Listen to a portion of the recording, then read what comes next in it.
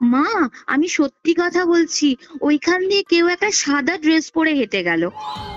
মনে হচ্ছে পাশে কেউ দাঁড়িয়ে আছে, আমি স্নান করছি, আমার ঘাড়ে নিঃশ্বাস পড়ছে, মনে হচ্ছে আমার সাথে কেউ দাঁড়িয়ে আছে। বাচ্চাটাকে পেটেই মেরে দেওয়ার জন্য বান মারা হয়েছে।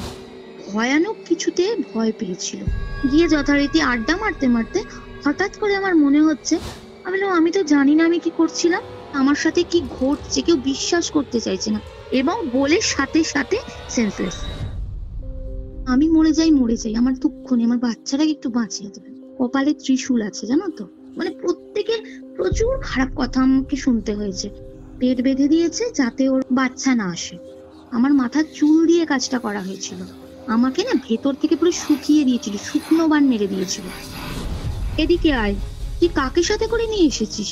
মনে হচ্ছে আমার পেছনে কেউ শুয়ে আছে, আমি ঘুরলেই তাকে দেখতে পাবো। ছেলের গায়ে হাজবেন্ডের গায়ে আমি হাত দিতে পারছি না। ওই ফাঁকটা দিয়ে আমি দেখছি যেন দুটো চোখ আমার দিকে তাকিয়ে আছে। আমার বুকের ওপর কেউ একটা এসে শুয়ে আছে। কেউ আমাকে একটা নজরে রেখেছে। এমন ব্ল্যাক ম্যাজিক করলে আমার ছেলের চোখটা নষ্ট করে দিল। লক খুলেছি, লক খুলে ভেতরে ঢুকেছি। ঢুকে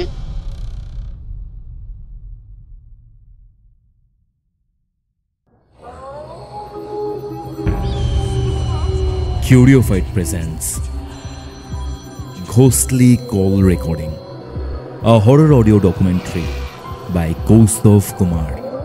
এবার ভয় পাবে তুমিও।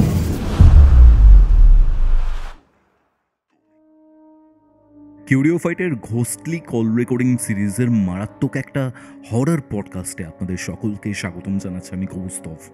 আজকে আপনারা সিকিমের একটা হন্টেড হোটেলের ব্যাপারে জানতে পারবেন, এবং এর সাথে সাথে একটা ঘটনা রয়েছে, ব্ল্যাক ম্যাজিকের ঘটনা। ট্রেডিশনালি আমি এই জিনিসটাকে হরর অ্যাসপেক্টের মধ্যে ফেলতে পারি না, বাট ঘটনাটা দুর্দান্ত একটা ঘটনা। ব্ল্যাক ম্যাজিকের বিষয়বস্তু রয়েছে এখানে। একটা মানুষকে এরকম জিনিসপত্রের মধ্যে দিয়ে যখন যেতে হয়, সেটা কতটা প্যাথেটিক আপনারা এই ঘটনাটা শুনলে বুঝতে পারবেন। আশা করছি আজকের এই এপিসোড আপনাদের খুবই ভালো লাগবে। এবং হ্যাঁ, আজকের এই এপিসোড আপনারা কোথা থেকে শুনছেন, কখন শুনছেন সেটা কমেন্ট করে জানান, এবং আপনাদের উচ্চ মাধ্যমিক এবং মাধ্যমিক পরীক্ষা কেমন হলো সেটাও জানাবেন।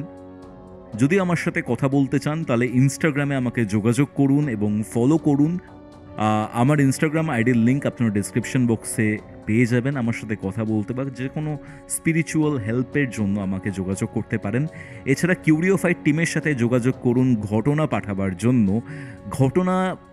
আপনারা হোয়াটসঅ্যাপ করুন এই নম্বরে 6290675195। তাহলে চলুন শুরু করছি কিউরিওফাইটের ঘোস্টলি কল রেকর্ডিং সিরিজের মারাত্মক একটি হরর পডকাস্ট। ঘড়িতে বেলা 3টে। আপনারা শুনছেন কিউরিওফাইটের ঘোস্টলি কল রেকর্ডিং। আপনাদের আজকের হরর ডোজ।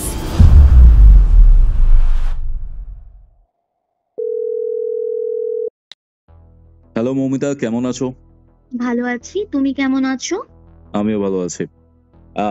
বিষয়টা হচ্ছে, তুমি বেশ কিছুদিন আগে আমাদের সাথে যোগাযোগ করেছিলে এবং যোগাযোগ করে জানিয়েছিলে যে তোমার সাথে কিছু একটা ঘটনা ঘটেছে।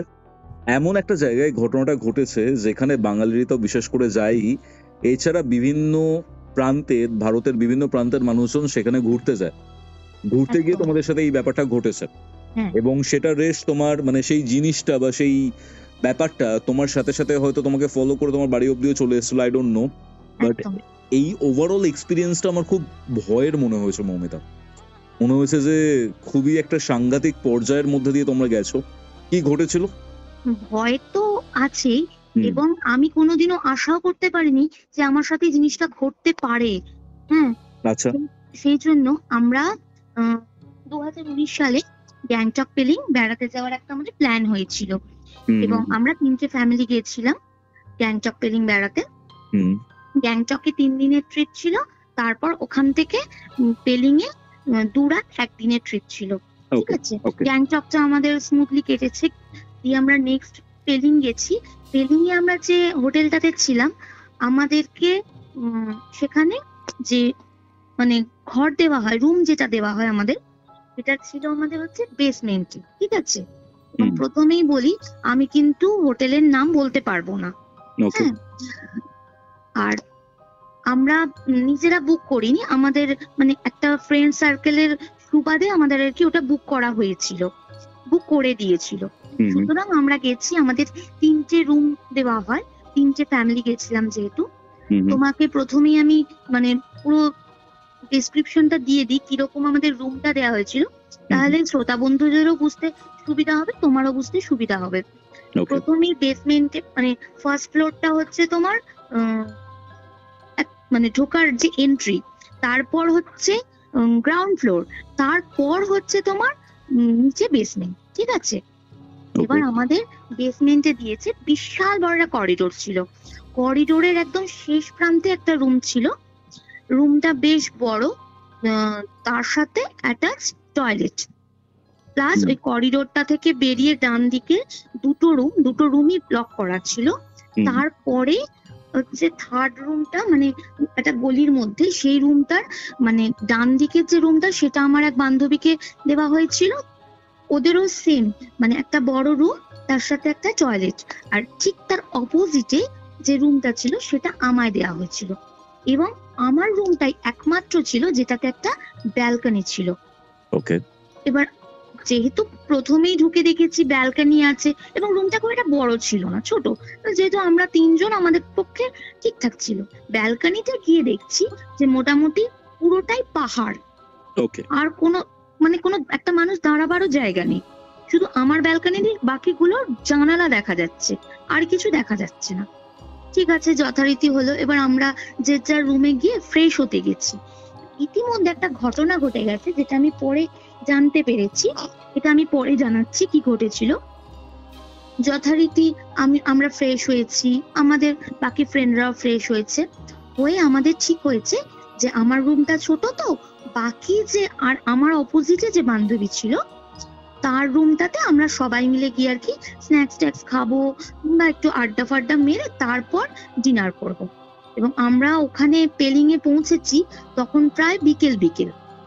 এবার তারপর ফ্রেশ হতে, এবার পাহাড়ে দেখবে না খুব তাড়াতাড়ি না সন্ধে নেমে যায়, মানে নিমেষের মধ্যে সন্ধে নেমে গেল। একদম এবার যথারীতি, আর আমার হাজবেন্ডের একটা খুব বাজে হ্যাবিট হচ্ছে, আমার হাজবেন্ড খুব পিটপিটে, মানে কোথাও গেলে মানে জামা কাপড় ওর কাচা দরকার। এবার যেহেতু আমার ব্যালকনি আছে, ও খুব এক্সাইটেড যে জামা কাপড় কাচতে পারবে, যথারীতি কেচে মেলা হয়ে গেছে ওর। এবং আমি যেখানে যাই দড়ি ক্লিপ সব ক্যারি করি, এবং আমাকে বলে যে তুমি মানে কার্টেন্স গুলো সরিয়ে রাখো, যেহেতু দেখবে হোটেলে বড় বড় কার্টেন্স থাকে, যাতে কোনো কারণবশত যদি মানে জামা কাপড় গুলো হাওয়ায় দোলে বা কিছু হয় দেখতে পাই। ঠিক আছে, যথারীতি সমস্ত কার্টেন্স গুলো তো সরিয়ে তো দিয়েছি, বাইরে তো পুরো অন্ধকার, দেখতে তো বাইরে কিছুই পাচ্ছি না, শুধু জামা কাপড় গুলো দেখা যায়, এবং ব্যালকনিতে একটা আলো পর্যন্ত নেই। যাকে ওকে সমস্ত করে এবার ফ্রেশ ট্রেশ হয়ে গিয়ে এবার আমরা ওই বান্ধবীর ঘরে যাব। আমার হাজবেন্ড বললো তুমি আসো, সব তুলে দেবে। বললাম হ্যাঁ আমি সব তুলে দিয়েই যাচ্ছি। তুলে আমি সব সোফার মধ্যে মেলে দিয়ে আমি বান্ধবীর ঘরে গেছি। গিয়ে যথারীতি আড্ডা মারতে মারতে হঠাৎ করে আমার মনে হচ্ছে আমি তো আমার ফোনটা নিয়ে আসিনি। এবার ফোনটা নিয়ে আসিনি, আমি তখন ওকে বললাম তোমরা বসো আড্ডা মারো, আমি রুম থেকে ফোনটা নিয়ে আসি। জাস্ট 2 পা বেরোলেই তো আমার রুমটা। আমি গেছি, গিয়ে লক খুলেছি, লক খুলে ভেতরে ঢুকেছি।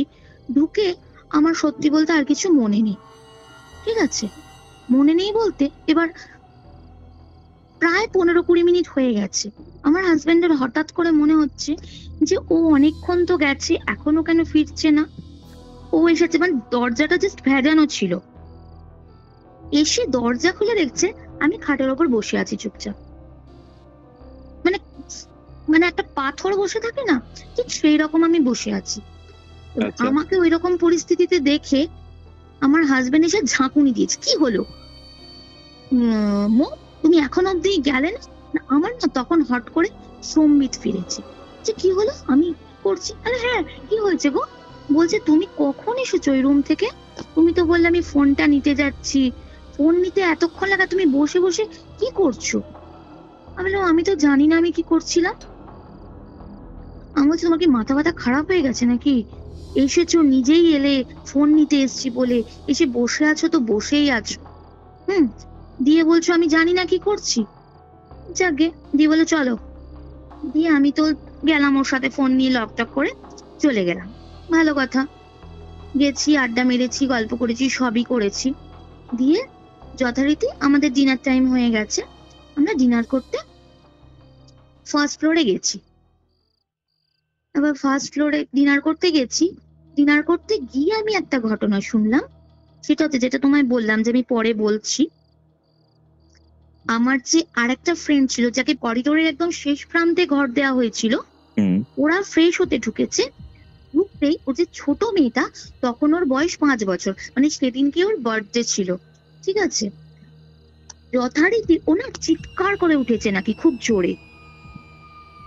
এবার চিৎকার করে উঠেছে, এবার ওর মা বলছে কি হয়েছে, আমি এখানে নামটা নিচ্ছি না, বলছে আমি কাউকে দেখলাম যে জানলার বাইরে দিয়ে হেঁটে চলে গেল।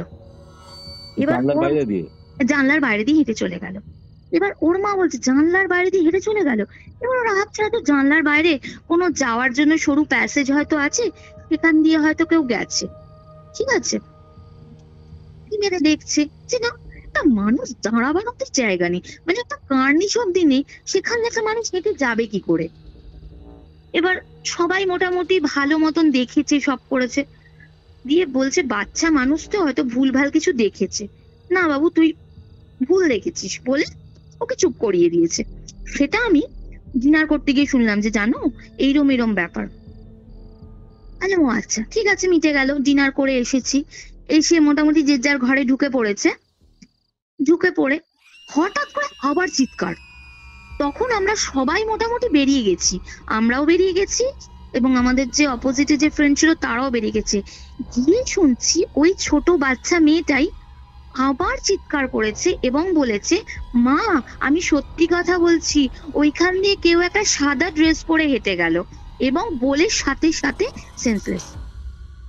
ওইটুকু বাচ্চা মেয়ে সাথে সাথে সেন্সলেস।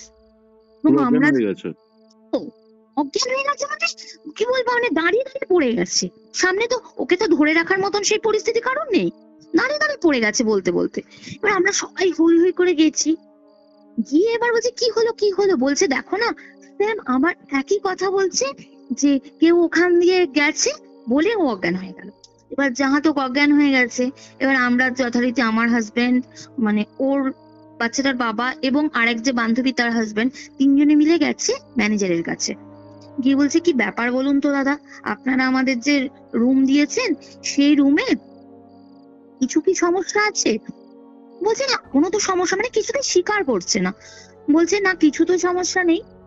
বলছে এরকম আমাদের এরকম একটা বাচ্চা, ও এরকম অজ্ঞান হয়ে গেছে, তা এখানে কি কোনো ডাক্তার পাওয়া যাবে। বলছে দেখুন, মোটামুটি তখন প্রায় 10:30 পৌনে 11টা বাজে, ঠিক আছে। বলছে এত রাত্রে তো ওখানে ডক্টরের কোনো ব্যবস্থা নেই, ঠিক আছে আমরা মোটামুটি কিছু ওষুধ ক্যারি করি, ওকে খাইয়ে শুইয়ে দিয়েছি। শুইয়ে দিলে কি হবে, 104 জ্বর উঠে গেছে বাচ্চাটার, এবং সারা রাত ভুলভাল বকেছে। এবার আমরা ভুলভাল যথারীতি বকেছে মানে? ভুলভাল মানে কি বলেছে, মানে বিড়বিড় করে যাচ্ছে, কি বলছে ওর মা বলছে আমিও বুঝতে পারছি না যে কি বলছে, কিন্তু একটা কিছু বলছে, ঠিক আছে। মানে কানটা মুখের কাছে নিয়ে গেলে একটা কিছু বলছে, কিন্তু কি বলছে বোঝা যাচ্ছে না, কিন্তু বকে গেছে, কন্টিনিউয়াসলি বকে গেছে ওকে ওকে ওকে। সারা রাত। এবং আমরা যথারীতি বললাম যে দেখো যদি রাত্রে কোনো সমস্যা হয় কল করবে, কারণ ছেড়ে ওকে বেরিয়ে আসার দরকার নেই, এবং বেশ ডিস্টেন্সে ওদের রুম থেকে আমাদের রুমটা, ঠিক আছে। আমরাও শুতে যাচ্ছি, কারণ সারাদিন জার্নি আমরাও করেছি, শুতে যাচ্ছি, ঠিক আছে। রুমে তো ঢুকেছি। এবার রুমে ঢোকার পর আমার হাজবেন্ডের আর একটা অভ্যাস হচ্ছে, রাত্রে লাইট জ্বালিয়ে শুতে পারে না, একদম পুরো ঘর অন্ধকার করে ঘুমায়। আমরাও সেটাতে অভ্যস্ত হয়ে গেছি, রুম অন্ধকার করে শুয়েছি। এবং তোমাকে বলি আমার খাটটা কেমন ছিল, দুটো খাট জয়েন করা, যার ফলে কি হয়েছে, দুটো খাট জয়েন করা থাকলেও যদি গদিটার একটা গদি দেয় তাহলে কিন্তু সমস্যা হয় না, দুটো খাটে আলাদা আলাদা গদি, যার ফলে মাঝের যে বিটটা সেটা আমার পিঠে লাগছে শুতে গেলে। এবার আমি ভাবছি আমি কার খাটে শোবো, যাকে আমি ছেলের সাথে, এবার এমন খাটটা যে একটা খাটে একজনই শুতে পারবে, দুজন শুতে পারবে না, যাকে আমি ছেলের সাথে শুলাম। শুয়েছি, ছেলের তখন বয়স হবে বছর নয়। এবার Okay. ছেলের খাটে শুয়েছি, লাইট নিভিয়ে দিয়েছে। আশ্চর্যজনক ভাবে আমার না খুব সাহস, জানো তো, আমি খুব সাহসী। কিন্তু সেদিনকে আমি জানি না আমার মধ্যে যে কি ভর করেছিল, আমার না যেন গা হাত পায়ে কাঁটা দিচ্ছে, ভেতরটা যেন কিরকম একটা মানে আনচান আনচান করছে। চোখটা বন্ধ করে শুয়েছি, আমার কি মনে হচ্ছে জানো তো, মনে হচ্ছে যেন আমার বুকের ওপর কেউ একটা এসে শুয়ে আছে। একটা ভার অনুভব করছি আমি বুকের মধ্যে। চোখটা খুলছি, কাউকে তো অন্ধকার, কাউকে তো দেখতে পাচ্ছি না, কিন্তু হঠাৎ করে আমার চোখটা গেল ওই ব্যালকনির দিকে। ব্যালকনির দরজা বন্ধ, কিন্তু কার্টেন্স গুলো টানা আছে, মাঝখান দিয়ে একটা ফাঁক। ওই ফাঁকটা দিয়ে আমি দেখছি যেন দুটো চোখ আমার দিকে তাকিয়ে আছে। মানে আমি না মুহূর্তের মধ্যে না, আমি যেন কি বলবো, নিজের যে যত সাহস ছিল সব যেন আমার নিমেষের মধ্যে উধাও হয়ে গেল। হঠাৎ করে ভয় পেয়ে গেছি, এতটাই ভয় পেয়েছি, আমি ভাবছি যে আমার হাজবেন্ডের বা আমার বাচ্চার কোনো ক্ষতি হয়ে যাবে না তো। দুজনের গায়ে দুটো হাত দিয়ে শুয়েছি।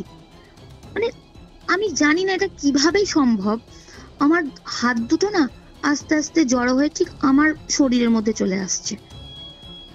আমি আবার দুজনের গায়ে হাত দিচ্ছি, আবার আস্তে আস্তে জড়ো হয়ে ঠিক আমার কাছে চলে আসছে। এবং চোখ বন্ধ করলেই যেন মনে হচ্ছে আমার বুকের মধ্যে কেউ একটা ভারী কিছু বসে আছে। আমি না শান্তি মতো ঘুমোতে পারছি না, ঠিক আছে, শুতে পারছি না, কিছু পারছি না। মানে আশ্চর্য রকমের একটা পরিস্থিতি। এবার আমি কি করলাম, লাইট জ্বালিয়ে দিয়েছি ঘরটা। লাইট জ্বালাতে কিছু নেই, পুরো পরিষ্কার। আমার হাজবেন্ড ঘুম ভেঙে গেছে, কি হলো কি, আমি দেখো কিছু মনে করো না, আমার না একটু ভয় ভয় লাগছে, আমি লাইটটা জ্বালাবো। এবার ও না পুরো খিল্লি ওড়ালো, হ্যাঁ আমি না হয় ভীতু, তুমি তো সাহসী, তুমি কেন ভয় পাচ্ছ না, দেখো প্লিজ কিছু মাইন্ড করো না, আজকের রাতটা একটু কষ্ট করে শো। শুয়ে তো আছি, কিন্তু সারা রাতে আমার ঘুম আসেনি। আমার যেন শুধু ওই কার্টেন্স এর ফাঁক দিয়ে যেন আমার চোখটা খালি চলে যাচ্ছে, যে কেউ আমাকে একটা নজরে রেখেছে।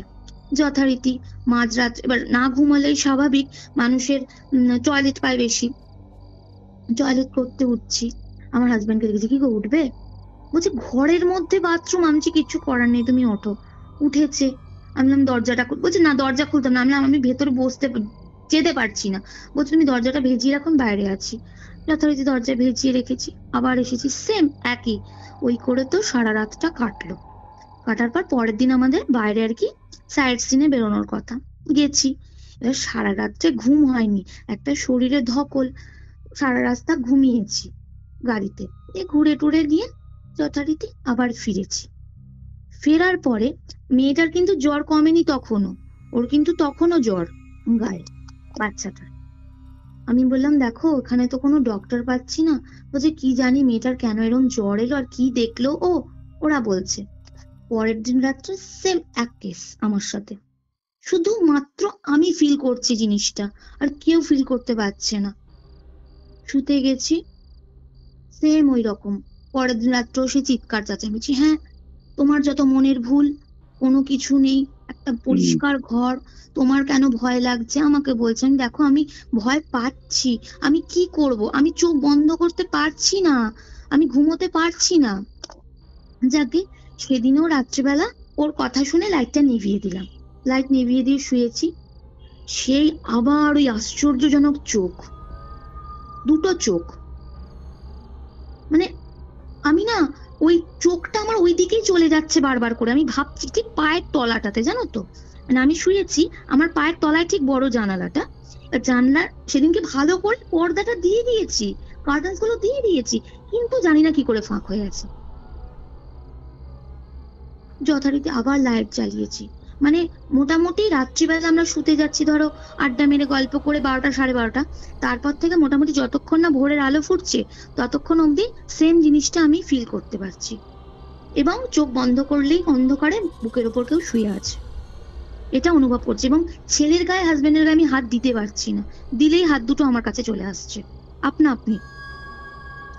যথারীতি পরে সাংঘাতিক, মানে আমি জানি না আমি কি, তখন আমি কাউকে এক্সপ্লেন করতে পারছি না আমার পরিস্থিতিটা কি, ঠিক আছে, যে আমি কাকে বলবো, কে বুঝবে? এবার সবাই না এই জিনিসটা বিশ্বাস, আমার হাজবেন্ডই বিশ্বাস করছে না, আমি বন্ধুদেরকে কি বোঝাবো তুমি বলো? তারা তো আরোই হাসবে জিনিসটা শুনে, কাউকে বোঝাতে পারছি না। যাকে আমার শান্তি হলো যে দুরাত হয়ে গেছে, এবার আমাদের আজকে ফেরার ডেট, ঠিক আছে। যথারীতি বেরিয়ে চলে এসেছি। এবার বাড়ি ফিরে এসেছি, বাড়ি ফিরে আসার পর যাক নিশ্চিন্ত। আমি কি আর নিশ্চিন্ত হব বললে আমাকে কি আর নিশ্চিন্ত হতে দিচ্ছে? আমি ওপরে মানে আমার দোতলাতে আমি একা থাকি, আর নিচতলাতে আমাদের ফ্যামিলি মেম্বাররা সবাই থাকে, ঠিক আছে। এবার দোতলাতে আমার মানে দোতলাতেই একতলার একটা ছাদ আমার ঘরের সাথে অ্যাটাচ, ঠিক আছে। এবার ওই ছাদের ধরো আমি যখন তখন বেরোতাম, সব করতাম, কিন্তু এই রেলিং থেকে ঘুরে আসার পর থেকে আমি না সন্ধ্যের পর আর ছাদে বেরোতে পারছি না, ঠিক আছে। সন্ধ্যের পর ছাদ তো অনেক দূর, আমি ব্যালকনিতে, আমার যে ঘরের সাথে লাগোয়া ব্যালকনি, আমি সন্ধ্যে হয়ে গেলে ওখানে যেতে পারছি না। একটা না গা ভারী ভারী ভাব এসে যাচ্ছে আমার মধ্যে, কেন জানি না। আর ঘরে রান্না করছি, আমার ঘাড়ে নিঃশ্বাস পড়ছে, মনে হচ্ছে আমার সাথে কেউ দাঁড়িয়ে আছে।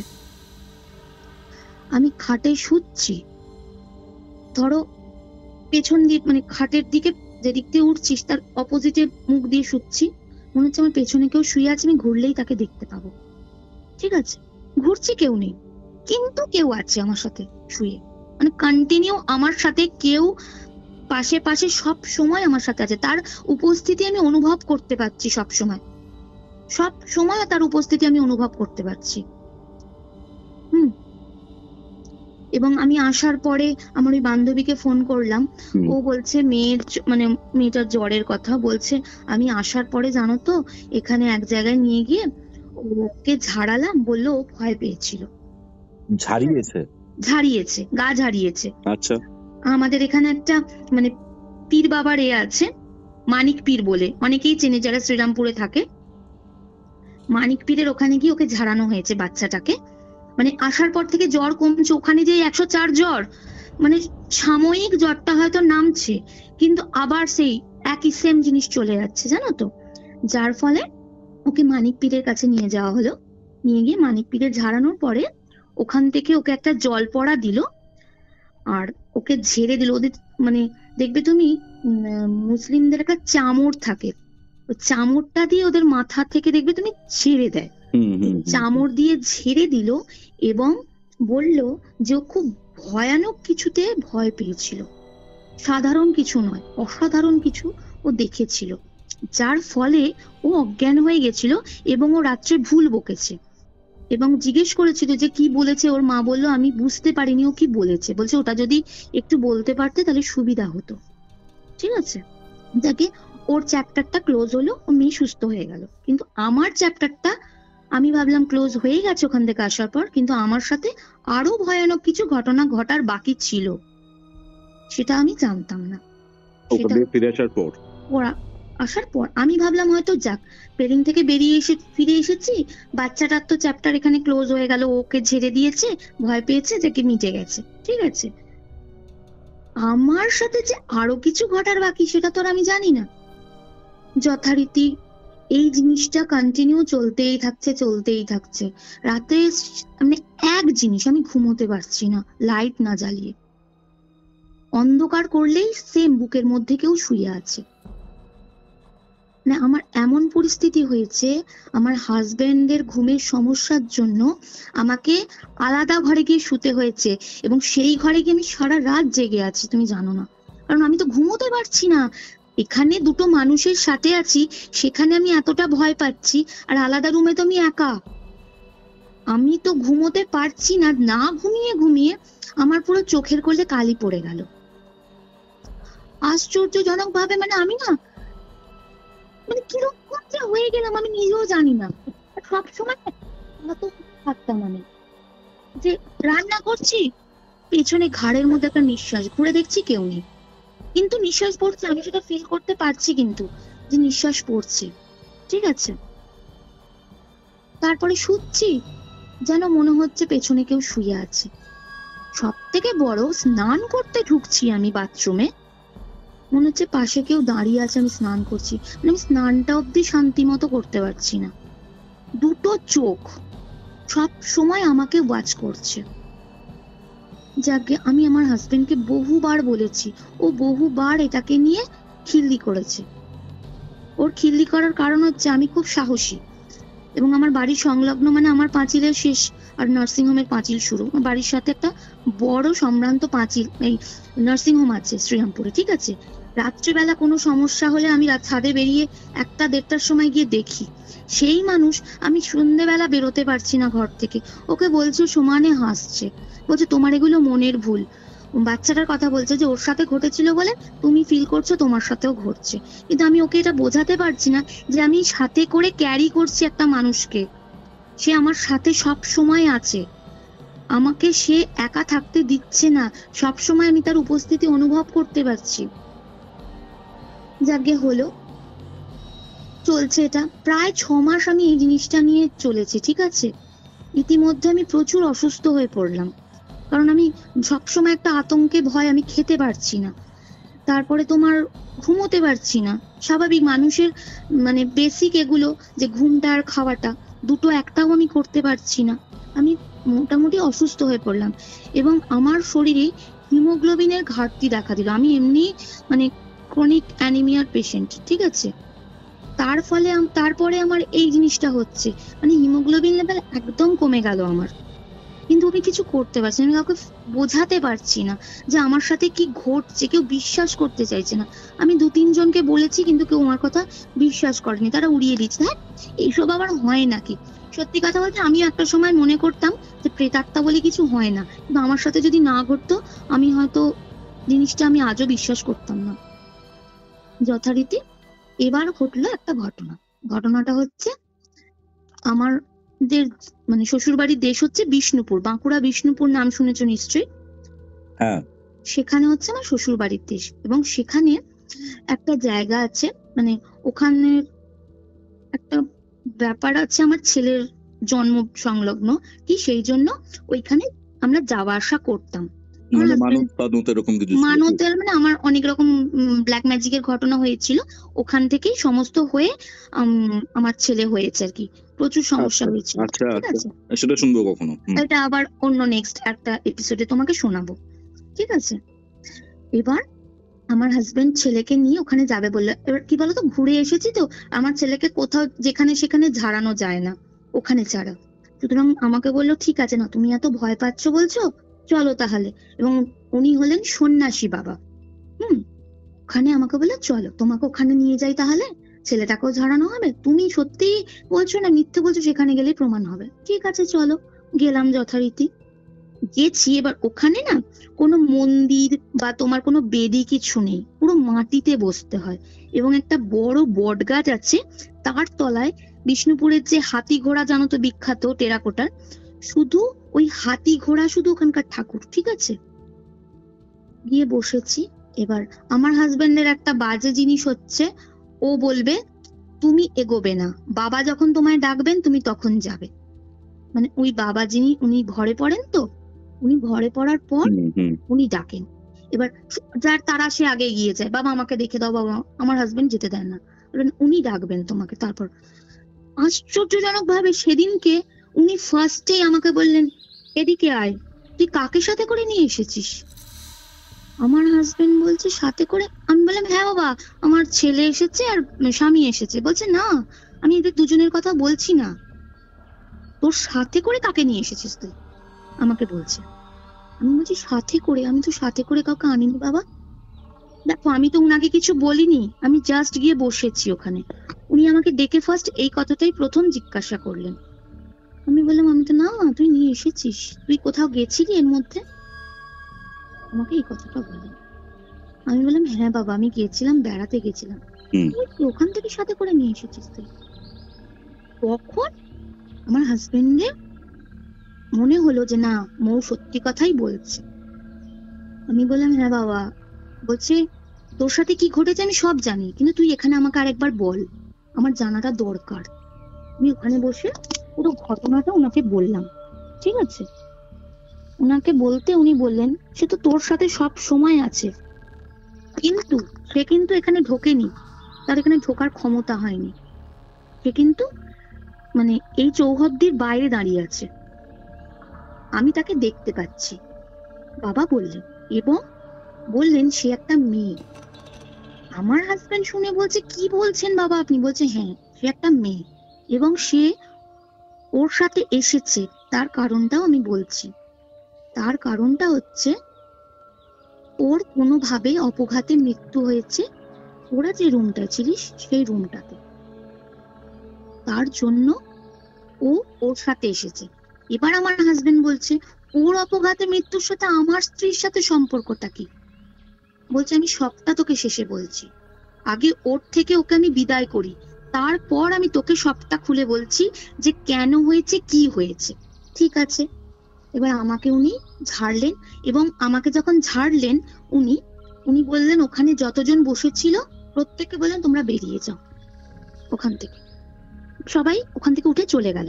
আমাকে একা উনি ঝাড়লেন, পুরো স্নান করালেন আমাকে জলে। ঠিক আছে, ওনার যে জল আছে সেই ঘটের জল দিয়ে উনি আমায় পুরো স্নান করালেন, পুরো ভিজিয়ে দিলেন এবং কপালের মধ্যে একটা বেলপাতা দিয়ে কি মন্ত্র পাঠ করলেন জানি না, দিয়ে আমাকে ঝাড়লেন এবং আমাকে ওই ঘটের জল দিলেন।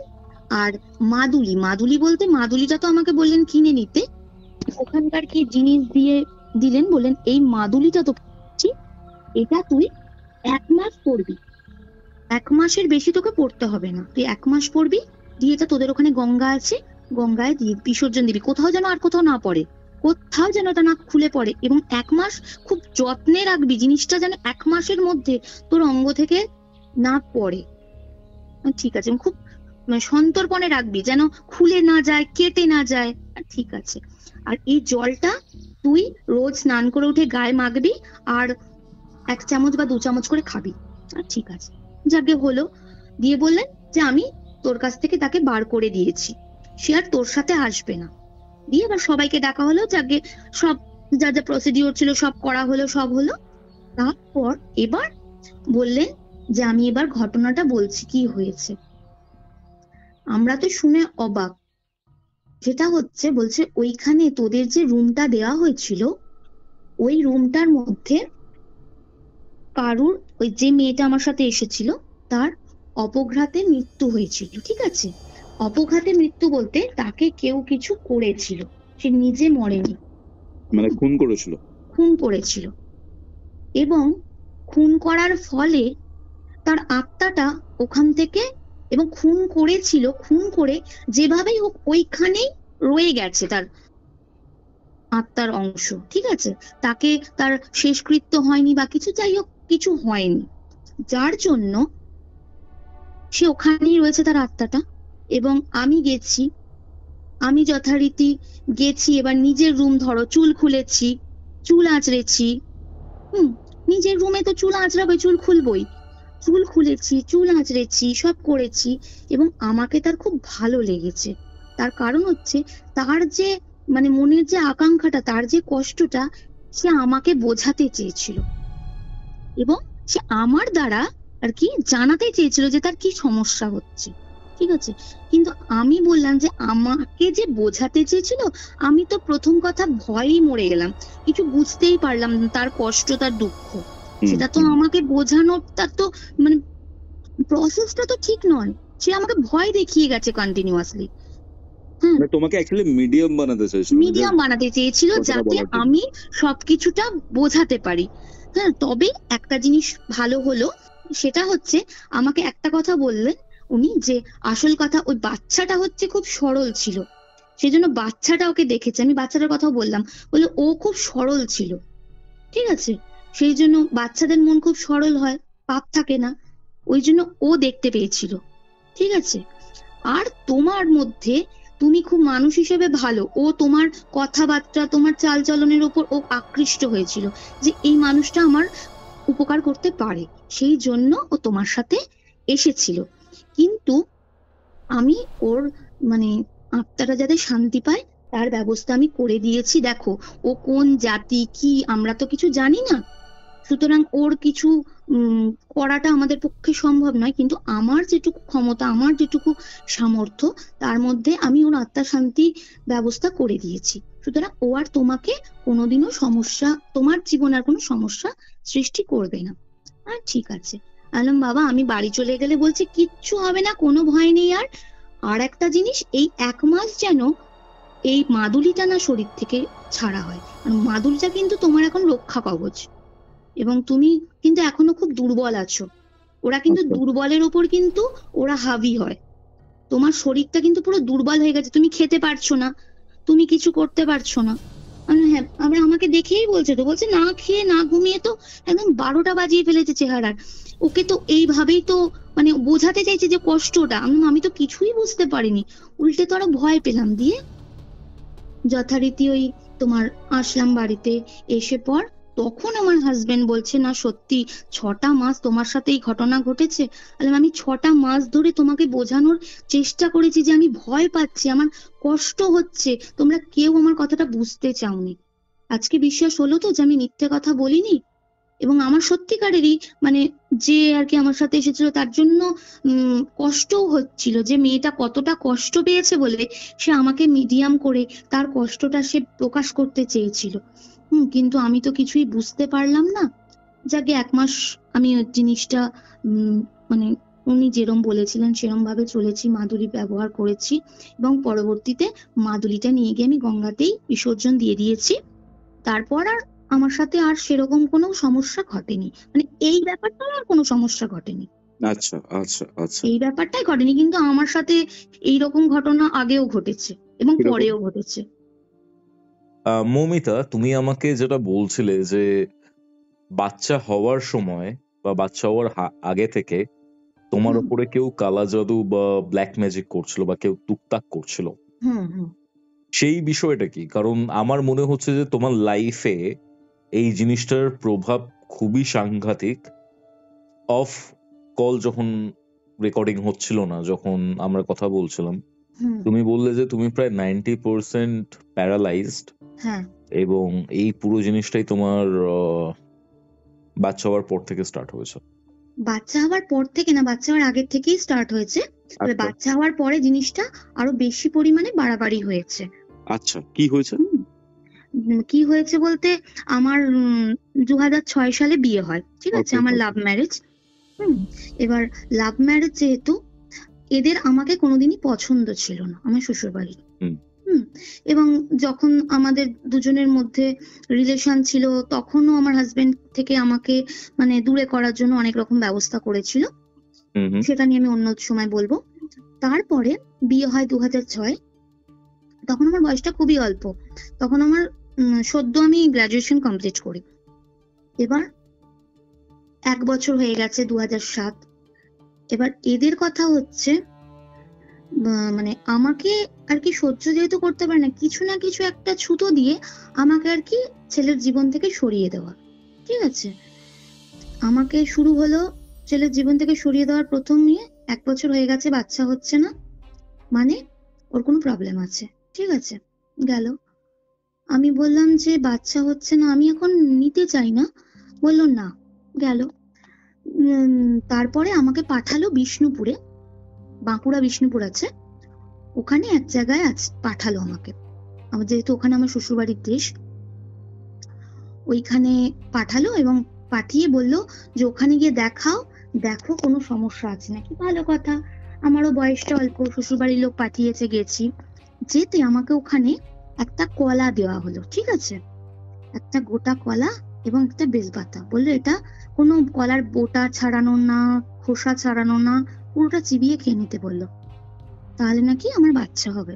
ঠিক আছে, তাই আমি মানলাম, খেয়ে নিলাম, খেয়ে নি মিটে গেল। এবার বাড়িতে চলে এসেছি, বাড়িতে আসার পরে মানে সিচুয়েশনটা এমনই দাঁড়াচ্ছে যে আমরা ট্রাই করছি, যেহেতু বাড়ি থেকে এরকম বলেছে, হচ্ছে না। এবার আমার মাকে আমি বললাম, তখন আমার মা জীবিত ছিল, মাকে বললাম মামুনি এরম এরম ব্যাপার। মা বললো দাঁড়া দেখছি। মা এক জায়গায় গেল, সেখানে গিয়ে আমার সমস্ত নাম টাম বলাতে সেখানে বললো ওর তো পেটটা বেঁধে দিয়েছে, পেট বেঁধে দিয়েছে যাতে ওর বাচ্চা না আসে। পেট বেঁধে দিয়েছে বলছে, ওকে কিছু খাইয়েছে যার মধ্যে কোনো কিছু ছিল যার ফলে ওর পেটটা এমন হয়ে গেছে যে চাইলেও ও বাচ্চা জন্ম দিতে পারবে না, ওকে এমন করে দিয়েছে। মা বললো তাহলে এর উপায়? বললো আমি করে দিচ্ছি। সব করে দিল। দিয়ে আমার মা বললো কাউকে বলবি না, দিয়ে আমাকে খাওয়ালো, খাওয়াতে মিটে গেল। এবার আমি তার 6-7 মাস পরেই কনসিভ করি। এবার স্বাভাবিক, বাড়ির একটা ছেলে, তার বউ কনসিভ করেছে, বাড়িতে একটা আনন্দ হওয়া উচিত। আমি যখন গিয়ে আমার শাশুড়ি মাকে বললাম যে মা জানো তো এরম ব্যাপার, উনি না যেন আকাশ থেকে পড়লেন। কি, তোর বাচ্চা হবে? কিভাবে? কিভাবে মানে? তোমরাই তো বলছিলে যে হচ্ছে না। আমার এখন বাচ্চা হবে বলছি, তোমরা বলছো কিভাবে? যাকে এবার উনি না খুব একটা মানে খুশি মনে হলো না আমার যে উনি খুশি। এবার আমার বড় ননদ না আমাদের বাড়িতেই থাকতো, মানে 12 মাসের মধ্যে 11 মাস বাপের বাড়িতে, 1 মাস শ্বশুর বাড়িতে।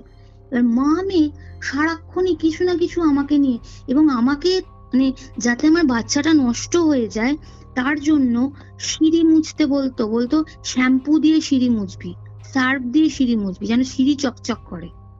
বালতি বালতি কাপড় কাচাতো, আছাড় দিয়ে কাচ, তাহলে দেখবি তোর শরীর ঠিক থাকবে। আমি তখন বয়সটা অল্প, বুঝতাম না, তাই করতাম। ওকে।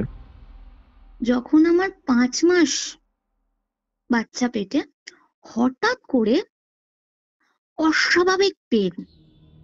আর পেন যেমন তেমন, আমি কিছু খেতে পারতাম না। জলটা খেতাম, জলটাও বমি হয়ে যেত আমার। এইরকম অবস্থা হয়েছিল। মানে আমার যত দিন যাচ্ছে আমার ওজন কমতে শুরু করেছে। মানে এত রোগা হয়ে গেছিলাম আমি, অস্বাভাবিক পরিমাণে রোগা হয়ে গেছিলাম। এবার যখন আমার 5 মাস কনসিভ, যখন বাচ্চা পেটে, তখন আমার হঠাৎ করে পেন মানে কি ধরনের পেন আমি বোঝাতে পারবো না, পুরো পেট থেকে কোমর থেকে চিড়ে যাচ্ছে যন্ত্রণায়। এবার আমার মাকে ডেকে পাঠালো, বললো দিদি এই সময় তো পেন হয় না, সবে তো 5 মাস।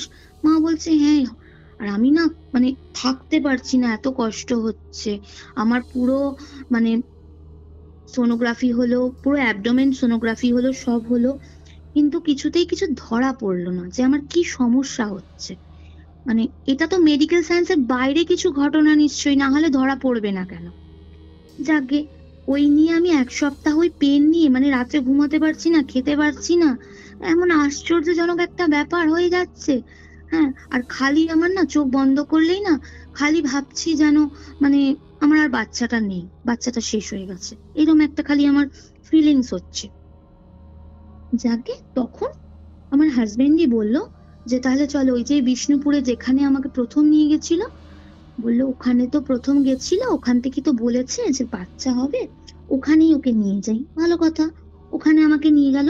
আমরা এখান থেকে ভোর 4:30 বেরিয়েছি, ওখানে গিয়ে পৌঁছেছি মানে বিষ্ণুপুরের, পুরো প্রপার বিষ্ণুপুরে ওটা নয়, বিষ্ণুপুর থেকে প্রায় 8 ঘন্টা 3 গেলে একটা প্রত্যন্ত গ্রাম আছে, সেইখানে ওই জায়গাটা, সেখানে আমি নিয়ে যাওয়া হলো।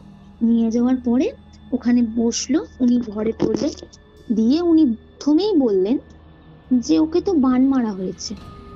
বান মারা হয়েছে মানে মানে মোটামুটি সবাই গেছিল, আমার শাশুড়ি, আমার সবাই, মানে শ্বশুর বাড়ির তরফের গেছিল, বাপের বাড়ির তরফের আমার মা গেছিল খালি। বলছে হ্যাঁ ওকে বান মারা হয়েছে, তার কারণ হচ্ছে যেন ওর বাচ্চাটা ভূমিষ্ঠই না হয়, বাচ্চাটাকে পেটেই মেরে দেওয়ার জন্য বান মারা হয়েছে। আচ্ছা আচ্ছা।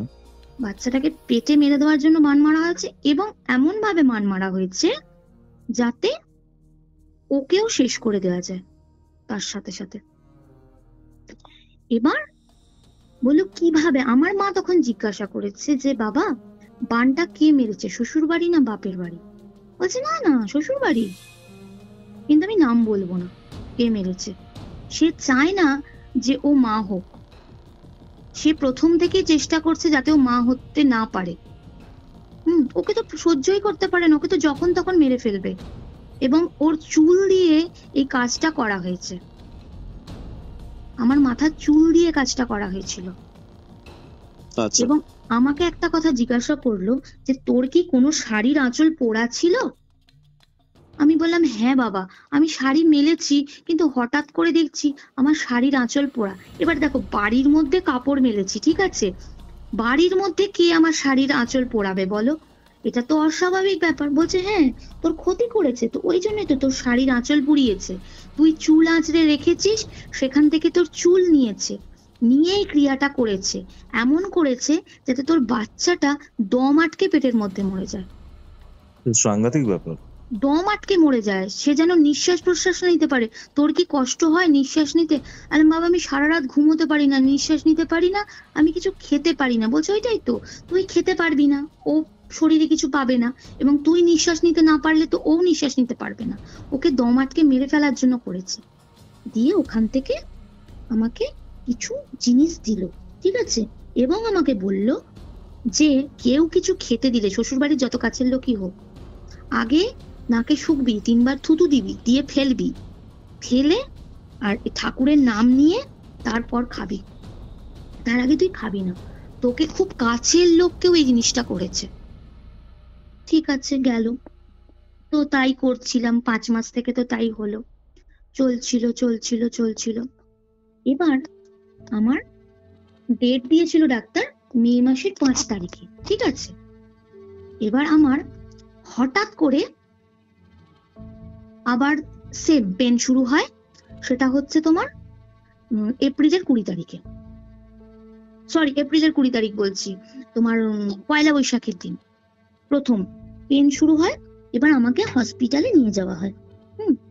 হসপিটালে নিয়ে যাওয়ার পরে, হসপিটালে গেছি, আমাকে কি করলো, অ্যাডমিট করে রেখে দিল, কিছু হলো না। আর আমাকে শ্বশুর বাড়ি থেকে সমানে এইটা খাওয়াচ্ছে ওইটা খাওয়াচ্ছে যাতে তাড়াতাড়ি জিনিসটা ঠিকঠাক হয়, কিন্তু ঠিকঠাকের জন্য তো তারা করছে না, তারা করছে অন্য কারণে।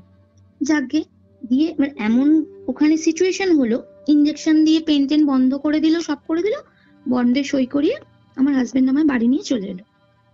এবার বাড়ি আসার পর ঘটনাটা ঘটছে, এবার তার মধ্যে একটা ঘটনা ঘটেছে, আমার বাচ্চা নিঃশ্বাস নিতে পারছে না।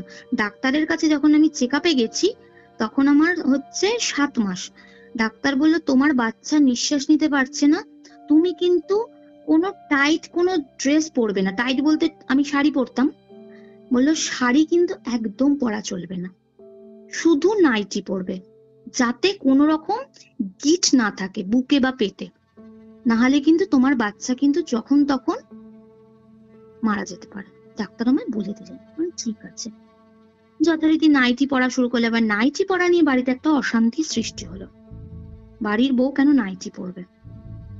এবার আমার হাজবেন্ড বললো কিছু করার নেই, আমার কাছে আগে আমার বাচ্চাটা, দিয়ে নাইটি পরলাম। এবার যখন ওই দম নিতে নিঃশ্বাস নিতে পারছে না, কথা না, আমার না একটা ভয় ধরে গেছিল ভেতরে, এত খারাপ কটু কথা শুনেছি না এই মানে এই পিরিয়ডটার মধ্যে। আমি মানে যবে থেকে কনসিভ করেছি তবে থেকে একটার পর একটা মানে প্রত্যেকের প্রচুর খারাপ কথা আমাকে শুনতে হয়েছে, যেহেতু খেতে পারতাম না, অরুচি, মাথা ঘুরতো, যে যা পেরেছে আমাকে বলেছে, তার জন্য আমি ভয়ে ভয়ে থাকতাম সব সময়। এবার কি হয়েছে, আমার হঠাৎ করে বাচ্চা যে মুভ করে, সে মুভ করা বন্ধ করে দিয়েছে, একদম বন্ধ, মানে টোটালি স্টপ। মানে আমি পুরো পেটটা আমার পুরো ইটের ডিবির মতো হয়ে গেছে, শক্ত, আমি ভয় কাউকে বলতে পারছি না। এবার পরে একদিন মানে যেদিন আমার ছেলে হয় তার আগের দিনকে সকালবেলা কে একজন জিজ্ঞাসা করেছে কি রে কেমন আছিস। এবার আমি না ভয় ভয় কেঁদে ফেলেছি, আমি বলছি আমার না বাচ্চাটা না নড়ছে না জানো তো। বলছে কই দেখি, পেটটায় হাত দিয়ে বলছে এই তো পেট তো পুরো শক্ত হয়ে গেছে তাড়াতাড়ি। এবার আমাদের এখানে একজন মানে স্থানীয় একজন ডাক্তারকে ডেকে পাঠালো, ডেকে পাঠাতে সে দেখে বলছে বাচ্চা বেঁচে নেই, বাচ্চা মারা গেছে। বাচ্চার আমি কোনো মানে নিঃশ্বাস প্রশ্বাসও পাচ্ছি না, কিচ্ছু পাচ্ছি না, ঠিক আছে, বাচ্চার নিঃশ্বাস প্রশ্বাস পাচ্ছে না। আমার সিচুয়েশন তো তখন মানে কি বলবো তোমাকে, আমি মানে কাঁদতেও পারছি না, আমার যে ভেতরে কি হচ্ছে, প্রথম মা হচ্ছি সে একটা অনুভূতি, হ্যাঁ, তারপরে হচ্ছে গিয়ে বাচ্চার এরকম একটা সিচুয়েশন শুনে না মানে আমার তখন আর না মনে হচ্ছে আমি আর বাঁচবো না, আমি মরে যাই। এবার মনে হচ্ছে আমি এবার যেভাবে হোক মরে যাই। ঠাকুরকে ডাকছি, ঠাকুর তুমি বাচ্চাটাকে কেন তুলে নিলে, আমাকে তুলে নিতে পারতে। দিয়ে আমাকে কি করলো, হসপিটালে নিয়ে গেল, মানে পুরো কি বলবো তোমাকে, মানে কেয়ারলেস ভাবে একটা অটো ডাকলো, অটোতে করে নিয়ে চলে যাও, ও মরলে কি বাঁচলে কি, এইরকম একটা ব্যাপার, বুঝতে পেরেছো তো। এবার আমাকে বাপের বাড়িতেও যেতে দেয়নি, কিন্তু যে বাপের বাড়িতে প্রথম বাচ্চা বাপের বাড়িতে হয়, যেতে দেয়নি, এখানেই হবে। ঠিক আছে, হসপিটালে গেছি। হসপিটালে যাওয়ার পরে ডাক্তার মানে ইয়ে করেছে, দেখেছে, দেখে উনি বলছেন বাচ্চার নিঃশ্বাস পড়ছে। ঠিক আছে, কিন্তু আমি তো বুঝতে পারছি আমার বাচ্চা মুভমেন্ট কোনো করছে না, বাচ্চা নড়লে তো মায়ের থেকে বেশি তো কেউ বুঝতে পারবে না। মানে কেমন ভাবে চালনা করেছিল, চিন্তা করো কেমন ভাবে মানে ব্ল্যাক ম্যাজিকটা করেছিল, যে আমাকে যেন তেন প্রকারে মারতে হবে। কিভাবে? আমি যে ডক্টরকে দেখাতাম ওই ডক্টর সেদিন হসপিটালেই নেই, এবং অন্য ডক্টরের হাতে আমি পড়েছি, এবং তিনি আমাকে বলেছিলেন নার্সিং হোমে যেতে। আমি বলেছি না আমি নার্সিং হোমে, মানে উনার নার্সিং হোমে, প্রাইভেট নার্সিং হোমে, আমি বলেছি আমি যাব না। ওনার পুরো রোষটা আমার উপরে, যে বাচ্চাটাকে যেভাবে হোক বার করে, মরে গেলে মরে যাবে, বেঁচে গেলে বেঁচে যাবে, এইরকম একটা ব্যাপার করে দিয়েছিল। হ্যাঁ, দিয়ে আমার মা তো খুব ঝগড়া করলো হসপিটালে, যে বাচ্চা বলছে না বাচ্চার এখনো ডেট দেরি আছে। সেদিনকে হচ্ছে 21শে এপ্রিল, যেদিন আমি হসপিটালে অ্যাডমিট হই, এবং আমার ডেট দিয়েছে 5th মে। মা বলছে কে বলেছে? আমার মা নার্সিং স্টাফ ছিল, মা নার্স ছিল। মা বলছে আমি নিজে একজন ওটি নার্স, আমি নিজে বলছি যে বাচ্চা তো তাড়াতাড়ি হয়ে যায়। খুব ঝগড়া হলো। ঠিক আছে, ঝগড়া করে বলছি ঠিক আছে আমরা সিজার করবো। ওটিতে ঢুকিয়েছে আমাকে, ভুল ইনজেকশন, ভুল ওষুধ লিখে পাঠিয়েছে জানো, যাতে আমার বাচ্চাটাকে আমাকে মেরে ফেলা যায়। দিয়ে আমার হাজবেন্ডকে দিয়েছে, দিয়ে বলছে এই ওষুধগুলো এনে। ঠিক আছে, আমার হাজবেন্ড, আমরা তো সাধারণ মানুষ, আমরা কি করে জানবো কোনটাতে কি হবে। আনতে গেছে, এনেছে। আমার ভাগ্যটা ভালো, আমার সন্তানের পৃথিবীতে ভূমিষ্ঠ হওয়া আছে লেখা। যে ডক্টরকে আমি দেখাতাম উনি এসে গেছেন, এসে বলছে কি রে তুই, মানে আমি যেহেতু ছোট ছিলাম আমাকে উনি খুব ভালোবাসতেন, কি রে তুই, আমি ডাক্তারবাবু আমার সিজারটা আপনি করুন না, দেখুন উনি না খুব খারাপ ব্যবহার করছে আমার সাথে। বলছি ঠিক আছে আমি কথা বলছি। বলে উনি ওটিতে ঢুকেই ডক্টরকে বললেন ডক্টর এ তো আমার পেশেন্ট, ওর সিজারটা আমি করছি। উনি না পুরো হক চকিয়ে গেছে যখন বলেছে আমি সিজারটা করছি, কারণ উনি তো পুরো আমাকে মারবার প্ল্যান করে ফেলেছেন, পুরো ভুলভাল ওষুধ ইনজেকশন লিখে। ঠিক আছে, বলছে কেন কেন, আমি কোন, বলছে না আপনি বরঞ্চ এক কাজ করুন, ওনার হাতে যে পেশেন্টটা ছিল ওটা আবার ওই ডক্টরের পেশেন্ট, বলছে আপনি বরঞ্চ আপনার পেশেন্টকে দেখুন, আর আমি প্রথম থেকে দেখছি তো আমি। এবার আমার হাজবেন্ড সমস্ত ওষুধ ইনজেকশন এনে দিয়েছে, এনে দিতে আমার হাজবেন্ডকে বলছে হ্যাঁ এগুলো কি এনেছিস, তোকে মেরে ফেলবে, এই যে ওষুধ ইনজেকশন। বলছে আমরা তো জানি না ডাক্তারবাবু, উনি যা লিখে দিলেন, ডক্টর যা লিখে দিলেন আমরা তো তাই এনে দিলাম। ঠিক আছে তুই, আমি লিখে দিচ্ছি, চেঞ্জ করে নিয়ে আর ওটিতে একটা সেট আছে, আমি ওটা দিয়ে অপারেশন করা শুরু করছি। ঠিক আছে, আমাকে বসিয়ে গল্প করতে করতে শীত দ্বারা যে ইনজেকশনটা দেয়, ইনজেকশনটা দিলেন উনি, দিয়ে আমাকে বললেন তুই কিন্তু কষ্ট হলে বলবি। ঠিক আছে, আর আমার না অবশ হয়নি। প্রথম যখন উনি পেটটা কাটছেন আমি বুঝতে পেরেছি, ঠিক আছে, যে পেটটা কাটছে। এটা তো সাংঘাতিক পেন, খুব খুব খুব লেগেছে। আমি ডাক্তারবাবু আমার না খুব লাগছে, আমার কিন্তু অবশ হয়নি। এবং উনি ওটিতে ঢুকেই একটা কথাই বললেন, আমি সেটা কানে এসেছে, আমার পেটটা খুব ছোট হয়েছিল। এবং আমার মানুষের কি যত দিন যায়, বাচ্চা যত পেটে বড় হয় মায়ের ওজন কিন্তু তত বাড়ে। আমার 10 কিলো ওজন কমে গেছিল। ঠিক আছে, আমার 46 কিলো ওজন ছিল নর্মাল ওজন, এবং আমি যখন 10 মাসের প্রেগনেন্ট তখন আমার 36 কিলো ওজন, বাচ্চা নিয়ে। না আমাকে না ভেতর থেকে পুরো শুকিয়ে দিয়েছিল, শুকনো বান মেরে দিয়েছিল। বুঝতে পারছি বিষয়টা, শুকনো বান মেরে দিয়েছিল, যাতে আমি শুকিয়ে যাই, আমার বাচ্চাটাও শুকিয়ে শুকিয়ে শেষ হয়ে যায়। কিন্তু যেমন খারাপ আছে, খারাপের মধ্যে ভালোটাও তো আছে না। সুতরাং উনি সিস্টারকে বলছেন, আমি শুনলাম যে বাচ্চা তো 1.5 কিলো ওজন হবে না, বাচ্চাটাকে বাঁচাবো কি করে? আর মায়ের এত আন্ডার ওয়েট, এত কম ওয়েট তো কোনো মায়ের হয় না। বাচ্চার যদি আমি ধরছি 3 কিলো ওয়েটও হয়, মা তো একদমই মানে মরে যাবে, তো বাচ্চা ভূমিষ্ঠ করতে গিয়ে মরে যাবে। এই কথাটা আমি শুনে ফেলেছিলাম। আমি শুধু একটাই দেখে বলেছিলাম ডাক্তারবাবু একটা কথা বলবো? বলছে হ্যাঁ বল। তাহলে আমি মরে যাই, আমার দুঃখ নেই, আমার বাচ্চাটাকে একটু বাঁচিয়ে দেবেন। বলছি এটা কোনো কথা হলো না ডাক্তারবাবু। আর ভগবানের কাছে একটাই কামনা করি আমার বাচ্চা যেন সুস্থ সবল হয়, কোনো বিকলাঙ্গ বা কোনো রকম স্পেশাল কিছু নিয়ে যেন ও না জন্মায়, স্পেশাল চাইল্ড যাদের বলে তারা সেরম যেন না হয়, তার জীবনে দুর্বিষহ, মানে তার জীবনটা খুব দুর্বিষহ হয়। তো ঠিক আছে দেখছি আমি। দিয়ে আমাকে কি করলেন উনি, অ্যানাস্থেসিয়া দিয়ে দিলেন। মানে আমার অবশ হয়নি, যেহেতু পেট কাটছে, আমি তো প্রচন্ড কষ্ট হচ্ছে। অ্যানাস্থেসিয়া দিয়ে দিয়েছেন, দিয়ে যথারীতি সিজার হয়েছে। আমার জানো মানে ভগবানের কি অসীম কৃপা আমি জানি না, আমাকে না জ্ঞান ফেরাতে হয়নি। পাশের যে বেডের যে পেশেন্টের সিজার হয়েছে, ওর বাচ্চার কান্নায় আমার জ্ঞান চলে এসেছে। আচ্ছা আচ্ছা আচ্ছা। জ্ঞান আসাতে আমি শুধু একটা জিনিসই, মানে আমার মাথায় তখন কিছু নেই, কিন্তু আমার মাথায় তখন একটা জিনিস হচ্ছে আমার বাচ্চাটা কোথায়, আমার বাচ্চাটা কি আদৌ বেঁচে আছে। মানে এত আমি খারাপ সিচুয়েশন ফেস করেছি, আমি শুধু কাঁদছি, বলছি আমার বাচ্চাটাকে একবার আমায় দেখাও। আমাকে ডক্টর বলছে, সবাই বলছে ছেলে হয়েছে, খুব সুন্দর ছেলে হয়েছে তোর। আমি বলছি না, আমার বাচ্চার নিশ্চয়ই কিছু হয়েছে, তোমরা আমার বাচ্চা দেখাওনি, আমার বাচ্চাটাকে আগে আমায় দেখাও। এবং বললো যখন আমায় নিয়ে নামছে, ওটি থেকে বের করছে সব, আমার মাও বলছে বাবু ছেলে হয়েছে। আমি তোমাদের কারুর কথা আমি বিশ্বাস করছি না, আমি বাচ্চাকে চোখে দেখবো। দিয়ে যথারীতি আমাকে যখন বেডে দেয়, তখন ডক্টর বলে ওকে বাচ্চা দেখানো, সেলাই কেটে ফেলবো, যা কান্নাকাটি করছে। তখন আমি আমার ছেলেকে দেখলাম, যে আমার ছেলে সুস্থ সবল এবং খুব সুন্দর ছেলে হয়েছিল আমার। সেটা হলো আমার মানে দুঃখের দিনের শুরু, ছেলে হওয়াটা। ছেলে হয়েছে, তার হিংসাতে আমাকে পুরো শেষ করে দিল। মানে এটা খুব অক্সিমোরন টাইপের একটা বিষয়, যে যে জিনিসটা সব থেকে বেস্ট এক্সপিরিয়েন্স হওয়ার কথা, একদম আমার কাছে সেটা দুর্বিষহ এক্সপিরিয়েন্স।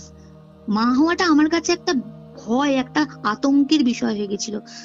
ঠিক আছে, পুরো হসপিটাল লোকের কাছে আমাকে অপমানিত হতে হয়েছিল। আমার শ্বশুর মশাই যা মুখে এসেছে তাই আমাকে ওখানে উনি বলে এসেছিলেন। কেন কেন? আমার যখন প্রথমবার ওই পয়লা বৈশাখে ভর্তি হলাম, ওনার কথা আমি দেখো, আমি আন্ডারওয়েট হয়ে গেছি। ডাক্তার আমাকে বলেছে শুধু, আমি না একতলা থেকে দোতলায় উঠতে পারতাম না। আমার হাজবেন্ড আমায় কোলে করে রাত্রে তুলতো, আবার সকালবেলা ও যখন বেরোতো আমায় কোলে করে নিচে নামিয়ে দিয়ে তারপর যেত। আমার হাঁটা চলার ক্ষমতা ছিল না। ঠিক আছে, সেই মানুষ উনি গিয়ে হসপিটালে, যেহেতু প্রথমবার আমাকে ভর্তি হতে হয়েছে, তখন বললাম না পেন বন্ধ হয়ে গেছিল, এবার আমাকে পেইন বেডে রেখেছিল। উনি গিয়ে বলছে কোনো কাজ করে না, সারাদিন শুধু খায় আর ঘুমোয়, এই মানে যা মুখে আসে তাই উনি বলেছিলেন। আমি শুধু হাউ হাউ করে কেঁদেছিলাম আর আমার স্বামীকে বলেছিলাম তুমি আমায় এখান থেকে নিয়ে চলো, কারণ আমি না লোকের কাছে মুখ দেখাতে পারছি না। তারা প্রত্যেকটা সিস্টার, প্রত্যেকটা আয়া আমাকে দেখছে। হ্যাঁ, যে শ্বশুর মশাই সেরকম যাতা বলে গেছে বৌমাকে। দিয়ে তো আমি চলে এলাম। বললাম না আমার কাছে ওই ভয়, ওই আতঙ্কে বাচ্চা যে আমার নড়ছে না আমি কাউকে বলিনি, যে যদি আবার কেউ কিছু বলে আমাকে। দিয়ে তো বাচ্চা নিয়ে তো আমার মা বললো এবার আর আমি ছাড়বো না, এত বড় একটা সিজার হয়েছে। হ্যাঁ, আমি আমার মেয়েকে আমার কাছে নিয়ে গিয়ে রাখবো। আমি খুব গরিব ঘরের মেয়ে, জানো তো, আমার শ্বশুর বাড়ি খুব উচ্চবিত্ত ফ্যামিলি। ঠিক আছে, তার জন্য ওরা নিজেদের প্রতিপত্তিটা দেখানোর জন্য সবসময়তে আর কি আমার মাকে ছোট করবে, সেই জন্য আমাকে পাঠায়নি। এবার আমার মা বলে আমি নিয়ে যাবো, আমার যেরম পারবো আমি সেরম ভাবে আমার মেয়েকে রাখবো। মা নিয়ে গেল, মায়ের কাছে ছিলাম 2 মাস। বৈশাখ মাসে ছেলে হয়েছে, জ্যৈষ্ঠ মাসটা শুধু ছিলাম, আষাঢ় মাসে আমায় নিয়ে চলে এলো। তার কারণ হচ্ছে আমাদের যেহেতু অটোমোবাইলস এর বিজনেস, আমাদের গ্যারেজ আছে, সুতরাং আমাদের যেহেতু বিশ্বকর্মা পুজো হয় বড় করে, একটা ছুতো রাখতে হয় না।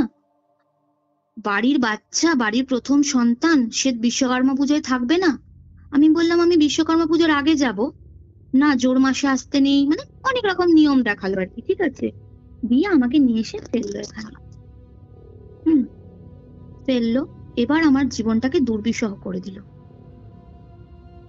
দুর্বিষহ কেমন করে দিল, ছেলেটার উপর এমন ব্ল্যাক ম্যাজিক করলো। আমার ছেলেটা না, মানে কি বলবো, সব কান্নাকাটি করতো। আমার ছেলে খুব ভালো ছেলে, বাচ্চা ছিল, খেতে চাইতো না, একদম খেত না আমার ছেলে। খাবার দেখলেই না, খেলেই বমি করতো, কিছুতেই না। এবার আমি আমার হাজবেন্ডকে বললাম কি গো, ওই সেই যেখান থেকে আর কি ইয়ে করেছিলাম, একবার যাবে। ওখানে গেছে, ওখানে যেতে ওখানে বলছে তোরা কেমন জায়গায় বাস করিস রে? বলছে কেন? বলছে ওইটুকু বাচ্চাকেও ছাড়ে না, বাচ্চাটার ওপর তো একটা খারাপ জিনিস প্রয়োগ করেছে, এমন কিছু প্রয়োগ করেছে যে বাচ্চাটাকে মেরে ফেলার, মানে বমি করতে করতে ওকে এমন সিচুয়েশনে নিয়ে যাবে যে ও আর কিছু আর ভেতরে নিতে পারবে না। দিয়ে ওখান থেকে আমার ছেলেকে ব্যবস্থা করে দিল এবং বলল কেউ যদি কোথাও ঝাড়াতে বলে বা কোথাও কিছু করতে বলে কিচ্ছু করবি না ছেলের, তোর ছেলের মধ্যে এমন একটা জিনিস আছে, ওই আমার ছেলের না কপালে ত্রিশূল আছে জানো তো। বলছে ত্রিশূল বলতে?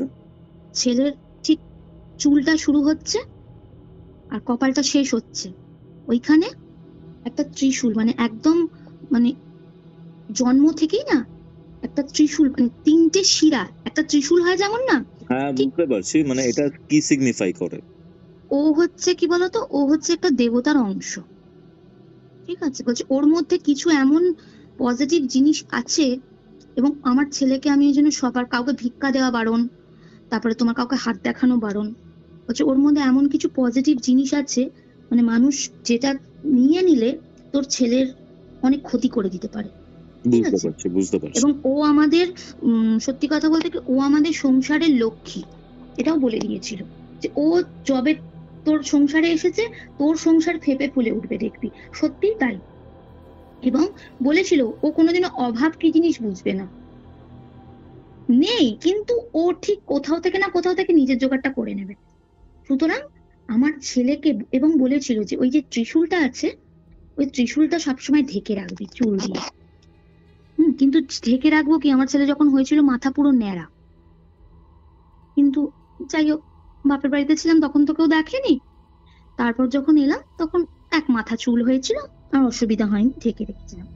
তারপরে ওকে যে মাদুলিটা দিয়েছিল, মাদুলি দেওয়া হয়েছিল, সব হয়েছিল, এবং সমস্ত কিছুর পরে আমার ছেলেকে এখন আমি সবার ঘরে খেতে, কিন্তু এখন বড় হয়ে গেছে তো এখন কথা শোনে না, করে, এবং এখনো ওর ওপর কিন্তু এখনো, এখন কি করেছে জানো, ব্ল্যাক ম্যাজিক করেছে। কিভাবে? ওকে আমার ছেলে পড়াশোনায় ভীষণ ভালো, ঠিক আছে, ওকে, ক্লাস 9-এ পড়ে, এবার ক্লাস 10-এ উঠবে। এই আজকে এক্সাম শেষ হলো, এবছরও পাশ করতে পারবে না। কেন? ওকে এমন করে দিয়েছে, ওর মানে পুরো পড়াশোনার থেকে মনোযোগ পুরো সরিয়ে দিয়েছে। শুধু পড়াশোনা নয়, আমার ছেলে ভীষণ সুন্দর গান করে, তুমি দাঁড়িয়ে থাকবে তোমাকে দেখে ও পুরোপুরি তোমাকে এঁকে দেবে, কিন্তু কোনোদিন আঁকা শেখেনি। কিন্তু এই যে জিনিসটা নিজের বংশের ছেলের ওপর করছে, এরকমটা কেন করছে তোমার ছেলে? তার কারণ আমার ছেলে বলে নয়, প্রচুর পয়সা, জানো তো একটা জিনিস আছে, সম্পত্তি না থাকাও খারাপ, সম্পত্তি থাকাও খুব খারাপ। আচ্ছা, কেন সম্পত্তি থাকা খারাপ বলছি, তার কারণ হচ্ছে সম্পত্তি না থাকলে একটা কষ্ট কি, আমি জীবনে কোনো কিছু পেলাম না, কোনো কিছু করতে পারলাম না।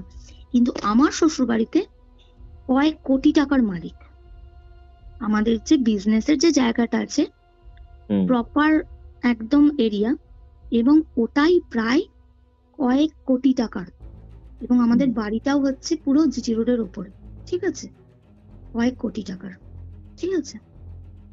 এবং আমার শ্বশুর মশাই আজ 4-5 বছর হলেন গত হয়েছেন, উনি প্রচুর রেখে গেছেন, প্রচুর।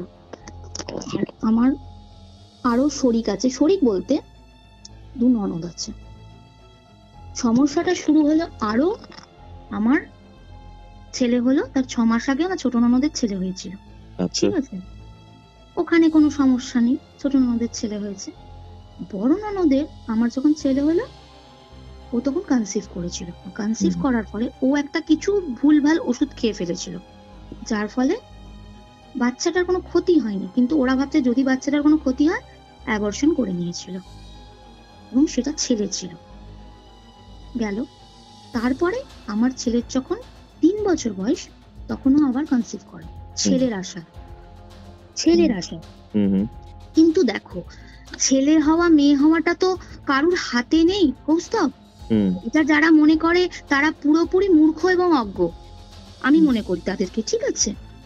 এবার হয়েছে তার মেয়ে, মেয়ে যখনই হলো, শুধু মেয়ে নয়, সে যখন কনসিভ করলো তখন থেকে আমার ছেলেটা পুরো সাইকিয়াট্রিক পেশেন্ট হয়ে গেল।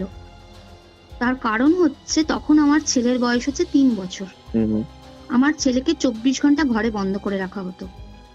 একটা 3 বছরের বাচ্চা ছটপটে হবে, ওর ক্ষতি করে দেবে, ওর পেটের বাচ্চার ক্ষতি করে দেবে আমার ছেলে, এই বলে আমার ছেলেকে 24টা ঘন্টা ঘরে আটকে রাখা হতো। যার ফলে আমার ছেলে পুরো সাইকিয়াট্রিক পেশেন্ট হয়ে গেল। আমার ছেলে স্কুলে পড়তো, স্কুল থেকে ডাকা হলো, আমি তো দিতে যেতাম, ওর বাবাকে ডাকা হলো, বললো ওর সাইকিয়াট্রিক প্রবলেম হয়ে যাচ্ছে, ও কিন্তু খুব সমস্যা বলে মানে তাকিয়ে আছে তো তাকিয়েই আছে কোনো দিকে, মানে লিখবো না তো হিজিবিজি কেটে যাচ্ছে খাতার মধ্যে, লিখবো না, ওকে না কাউন্সিলিং করান, ওর কিন্তু কোনো সমস্যা হচ্ছে।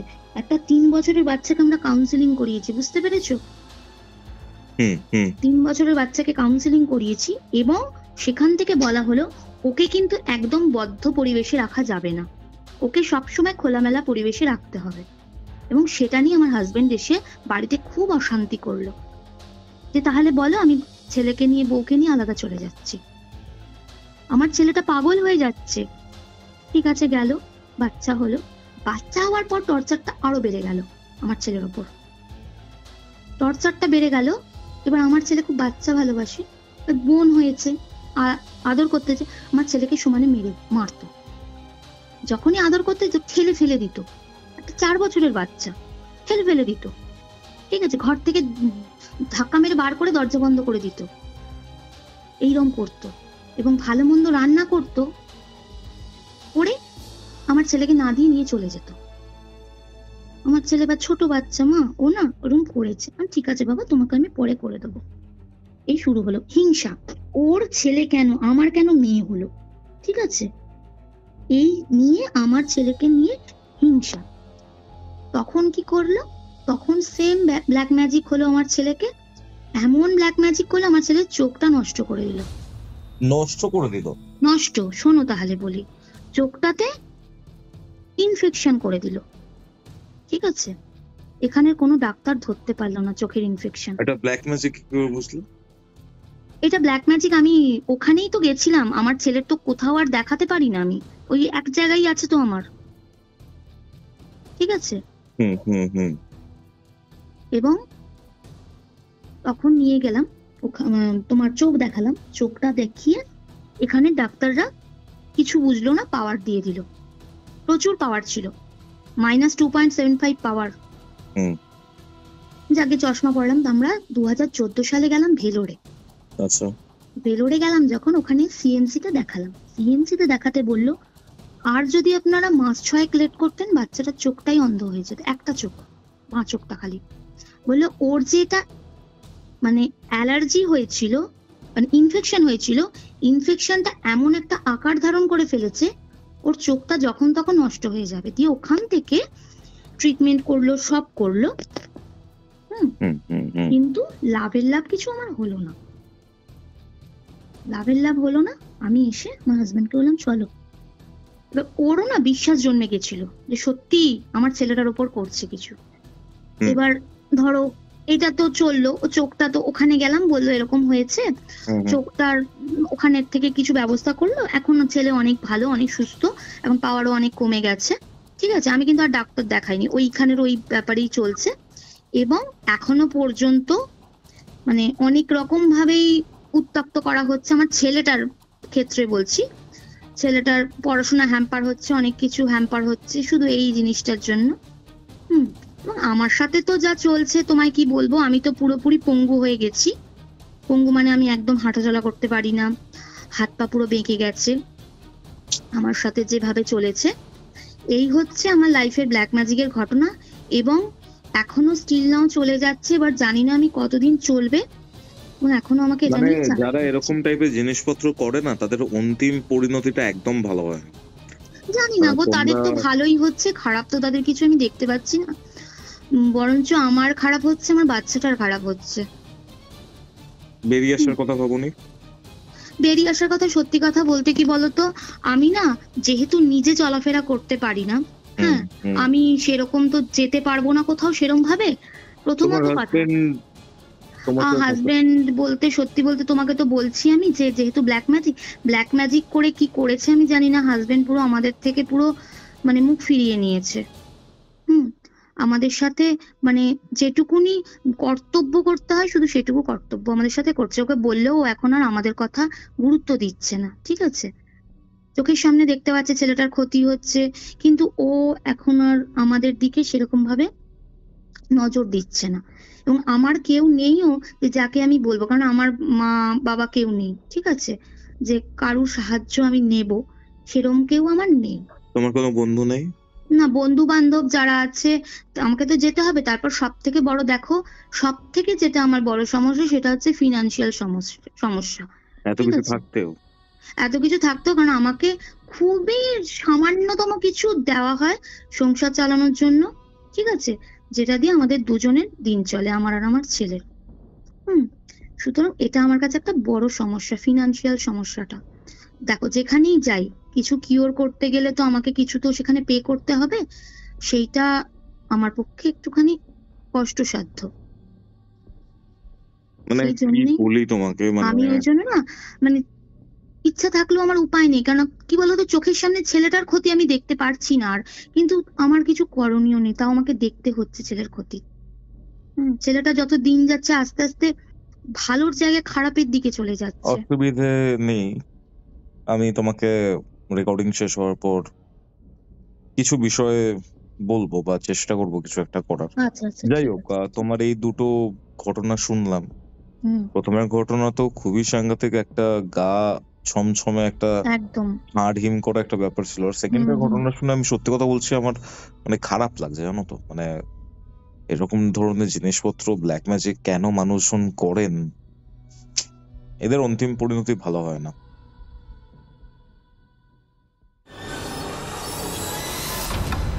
ঘড়িতে বেলা 3টে।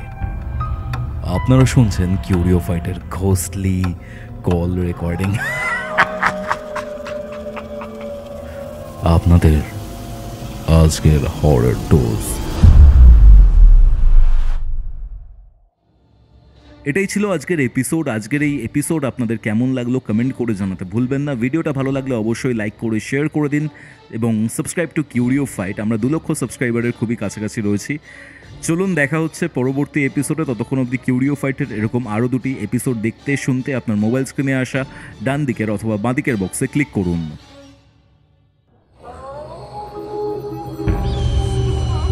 কিউরিও Fight presents Ghostly Call Recording, a horror audio documentary by Kaustav Kumar. এবার ভয় পাবে